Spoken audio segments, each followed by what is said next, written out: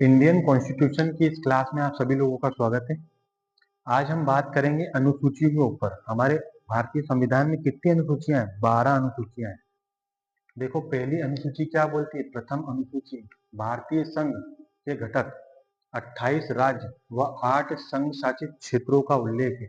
यानी हमारे जो कॉन्स्टिट्यूशन में लिखा है कि हमारे जो देश में कितने राज्य हैं? 28 राज्य हैं और 8 केंद्र शासित प्रदेश हैं। पहली अनुसूची ये बोलती है। देखो आगे क्या बोला है? संविधान के 69वें यानी 69वें संशोधन के द्वारा नई दिल्ली को राष्ट्रीय राजधानी बनाया गया। यानी भारतीय संविधान ने क्या करा? 69वें संशोधन में किया और नई दिल्ली को राजधानी बनाया। दूसरी अनुसूची क्या बोलती है? इसमें भारतीय राज्य व्यवस्था के विभिन्न पदाधिकारी, यानी हमारी जो भारतीय राज्य व्यवस्था है उसके विभिन्न पदाधिकारी, जैसे कि राष्ट्रपति, राज्यपाल, लोकसभा अध्यक्ष और उनके उपाध्यक्ष, राज्यसभा के सभापति और उप सभापति, विधानसभा अध्यक्ष व उसके भी उपाध्यक्ष, विधान परिषद के सभापति व उप सभापति, उच्चतम व उच्च न्यायालय के न्यायाधीश, भारत के नियंत्रक, महालेखा परीक्षक को प्राप्त होने वाले वेतन और भत्ते और पेंशन आदि का उल्लेख मिलता है इसमें दूसरी अनुसूची में। यानी इनको क्या पेंशन मिलती है, क्या भत्ता मिलता है, क्या वेतन मिलता है, इन सभी का उल्लेख आपको दूसरी अनुसूची में देखने को मिलेगा। तीसरी अनुसूची क्या बोलती है? मंत्री उच्चतम व उच्च न्यायालय द्वारा पद ग्रहण के लिए ली जाने वाली शपथ का वर्णन है तीसरी अनुसूची में। यानी कि जो भी कैबिनेट है सेंट्रल गवर्नमेंट की,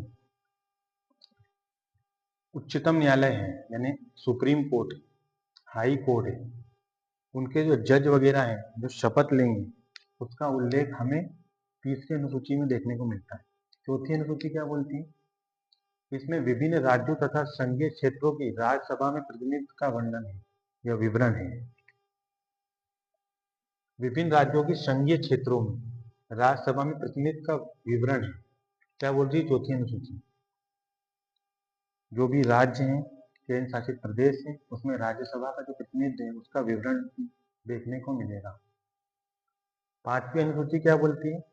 इसमें विभिन्न अनुसूचित क्षेत्रों और अनुसूचित जनजातियों के प्रशासन और उनको नियंत्रण यानी कंट्रोल करने का उल्लेख है। इसमें पांचवी अनुसूची में। छठी अनुसूची क्या बोलती है? इसमें आसाम, मेघालय, त्रिपुरा और मिजोरम राज्य की जनजाति के प्रशासन के बारे में प्रावधान है। सातवीं अनुसूची काफी बड़ी है। इसमें इस जो सातवीं अनुसूची है इसको भी 3 भागों में बांटा है। इसमें केंद्र और राज्य के बीच शक्तियों का बंटवारा है। केंद्र अपनी जगह काम करेगा, राज्य अपनी जगह काम करेगा। इसमें केंद्र और राज्य के बीच शक्तियों का बंटवारा है और 3 सूचियां हैं इसमें: संघ सूची, राज्य सूची और सामवर्ती सूची। संघ सूची में विषय देखो क्या क्या है। संविधान लागू होने पर इसमें 97 विषय थे। जब हमारा संविधान बना तब इसमें 97 विषय थे, लेकिन वर्तमान में क्या हुआ है, इसको अपडेट किया गया और 100 विषय रखे हैं। यानी क्या है 100 विषय में से देखें, देश की प्रतिरक्षा, ये संघ सूची का विषय है। विदेशी मामले, युद्ध एवं शांति, रेल, डाक तथा तार, मुद्रा बैंकिंग व परमाणु शक्ति, ये सेंट्रल अपने हाथ में रखेगा। तभी तो आप इंडियन रेलवे में घूमते हो, ना कि कोई स्टेट की रेलवे। राज्य सूची क्या है? राज्य सूची को देखो, पहले इसमें 66 विषय थे यानी 66। वर्तमान में क्या हुआ है? 61 विषय रह गए हैं। मान लो 61 ही विषय है। क्या है?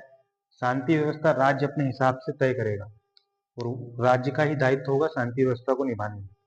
पुलिस राज्य की अलग अलग होगी, जेल भी राज्य के अलग अलग होंगे, स्थानीय शासन भी राज्य का अलग होगा, कृषि भी राज्य में अलग अलग जगह पे होती है।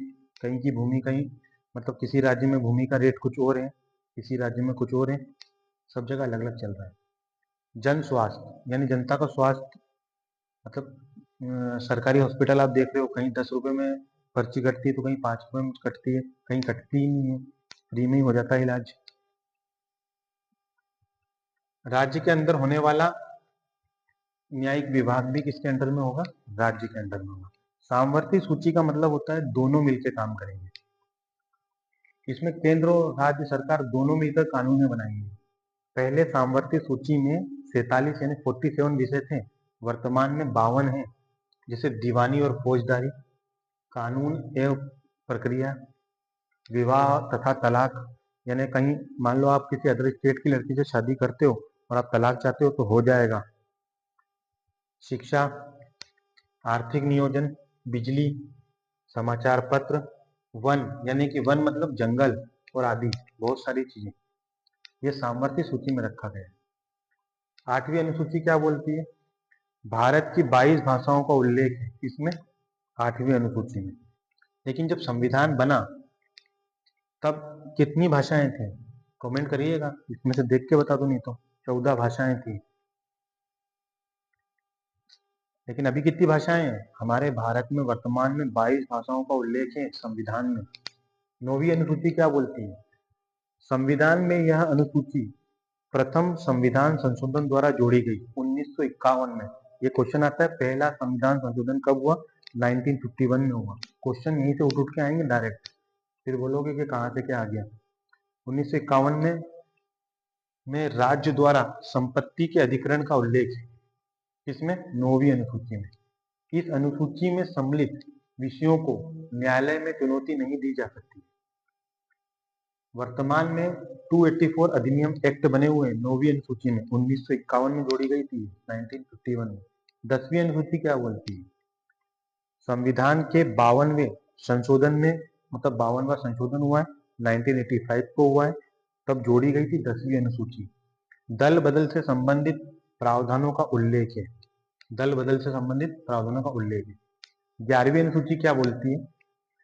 73वें संविधान संशोधन, यानी कि 73वां संविधान संशोधन होता है 1993 में होता है। पंचायती राज संस्थानों के कार्य के लिए 29 विषय प्रदान किए गए। ये जो पटवारी वगैरह के एग्जाम होते हैं उसमें पंचायती राज बहुत आता है, तो ये वही है। 73वां संविधान संशोधन है 1993, और पंचायती राज को कितने विषय दिए गए हैं? 29। 12वीं और अंतिम अनुसूची क्या बोलती है? 74वें संविधान संशोधन 1993। शहरी क्षेत्र को स्थानीय स्वशासन कार्य के लिए 18 विषय प्रदान किए गए हैं। यानी कि शहरी क्षेत्र में जो भी स्थानीय स्वशासन कार्य होगा उसमें 12वीं अनुसूची हमें 18 विषय प्रदान करती है।